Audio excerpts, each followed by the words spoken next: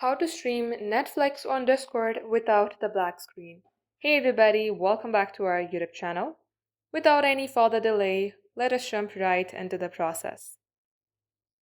First of all, open up any of your web application, click on three-dot icon and go below to Settings option. On your left-hand side, you will see System option. Click onto it and toggle on the option that says Use Graphic Acceleration when available. As you do so, you will see Relaunch. Click on to Relaunch. Now let's head over to your Discord account and click on to Settings and go on to Voice and Video. From here, scroll below and toggle on the option that says Use an experimental method to capture audio from applications. Then again under Settings, go on to Registered Games. Then under Not Seeing Your Game, click on to Select and select a web browser. For reference, I'll be selecting Google Chrome. You can type in any browser that you would like.